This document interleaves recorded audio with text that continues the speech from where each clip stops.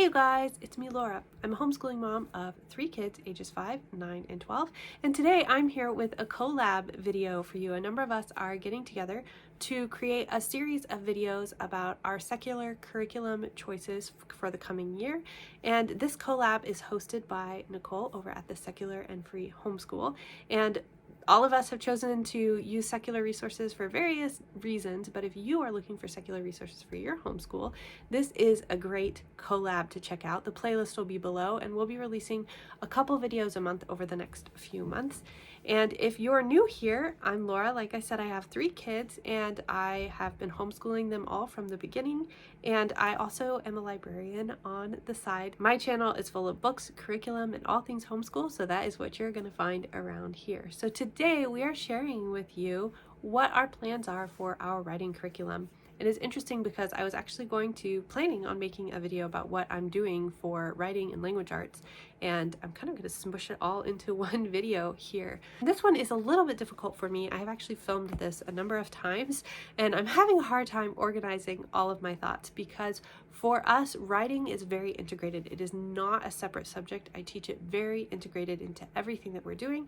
I have students who have dysgraphia and dyslexia, so that does make writing a little bit more challenging for us. So one of my main goals for writing for my kids is that I want them to find their voice, and I want them to have all of the tools they need, the mechanics, the handwriting, the basic punctuation, basic way the modern English works. I want them to be able to get that voice down on paper if needed.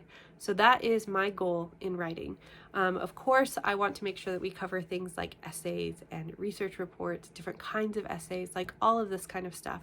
But to me, more than anything, I want them to find their voice and be able to get that in writing. That is my goal. So we do this a number of ways. I kind of have our language arts kind of stuff broken down into 3 different categories or 3 different places that writing instruction can happen in our homeschool. So top level would be our unit studies. These are usually history-based, science-based, or sometimes they are simply interest-based unit studies that I do with the kids.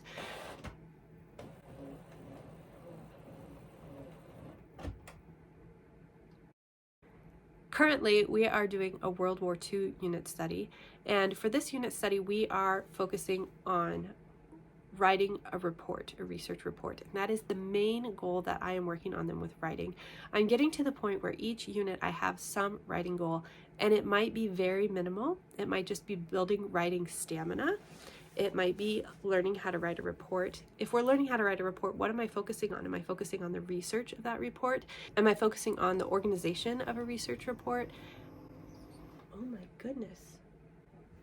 Getting solid sentences in your report or solid paragraphs, or what am I focusing on through that? And I will have that ahead of time and know what I'm doing for each unit. Our next unit is going to be games, and for that one, my goal is just to get them writing in real world situations. They're going to be creating this big project, and so they're going to have writing for that. And can they write concisely? Can they write what they need to? Can they figure out those small little tidbits of writing? That's a very important part of writing. I don't know exactly what I'm doing for next year because sometimes my units kind of come together piece by piece or not all super far ahead. I'm about to do a big planning where hopefully I can get a few units ahead planned, but that's the same idea, and that's what I'm going to continue with. I know that next year I want to try and do at least 1 essay, and there's just so many things to work on with that. And so that is a big place where we do our writing. And the other place that we do a lot of writing is with our literature unit. Not every literature unit has writing. So with literature, with our group unit study, I'm teaching the boys together, and Lily will sometimes join us, but a lot of the stuff that we're learning about right now is a little bit heavy for her. Oh my god.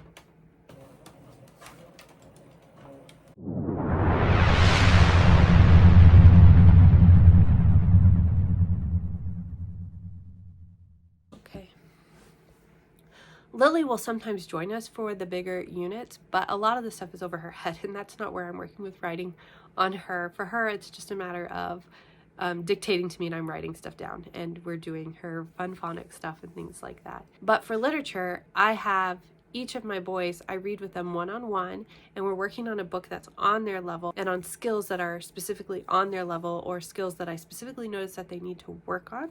And a lot of times these novel studies will match the unit that we're doing. Sometimes they won't. So for my oldest right now, we are doing Lord of the Rings. This does not match the unit that we're doing right now. But from this, I will pick a passage every day from what we've read, and I will write it down, and it will have incorrect punctuation. If there's spelling stuff that we're working on, I'll make sure to misspell those words, and whatever skills we're working on and then reviewing other skills, I will make sure to mess them up. And then he goes in and corrects them, and he rewrites the passage with all the corrections. I let him know what he's looking for. So if there's like 5 things that need to be capitalized, I will tell him that. So he can mark them off as he finds them. And this is helping him to work on some whatever mechanical skills that we're working on as far as writing is concerned. Sometimes with our unit, that is all that he'll have with lit, is just doing his copy work. But sometimes I will add more writing in. Sometimes we will have a novel study that includes a lot of analysis, and we'll do some writing with that. But right now what I have him working on is I'm really wanting him to work on his written narration. Summaries are really difficult. They're very hard to pick out just the right pieces of information and try to get it summarized into a small segment. So for this particular unit, for every chapter, at the end of the chapter, I have him write a summary and draw a picture.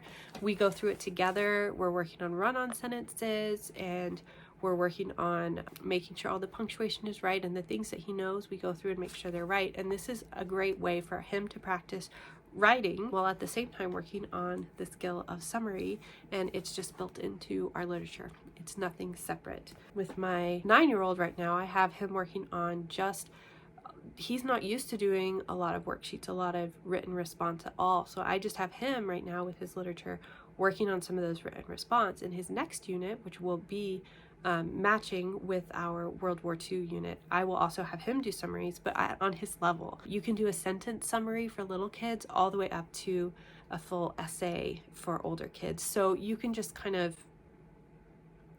adapt that to whatever your kids need. We do not do that with every book. Definitely not. We change it up because this is about them enjoying the process. Literature for us is about building critical thinking and shared experience and enriching whatever we're learning in our unit. So that's the second step. And then each child has their own language arts notebooks. This is one that my son has finished, so I'm going to use this to kind of show you what they're like. So in here, we will sometimes have spelling exercises.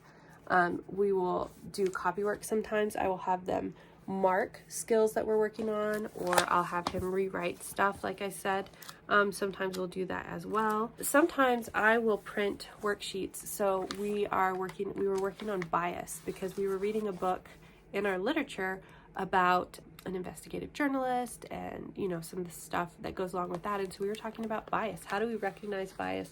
What is bias? So I put a few printouts in here that I taught from, and then he would go through and practice finding bias in things. I also had him, when we were working on paragraphs, he would read the paragraphs here and identify the topic sentence and the supporting sentences and all of that to kind of give him some work on paragraphs. He would have his own prompt and have a paragraph outline that he would do, and then go back and fill in and write the paragraph, and then at the end he would print it out and have it here. So there's all kinds of things that we do in here. So the standard is just that for my oldest, he will do some copy work, and then we'll either have a grammar skill or a spelling skill that we're going to practice in here. And this is more the nitty-gritty mechanics of things, or if I notice problems.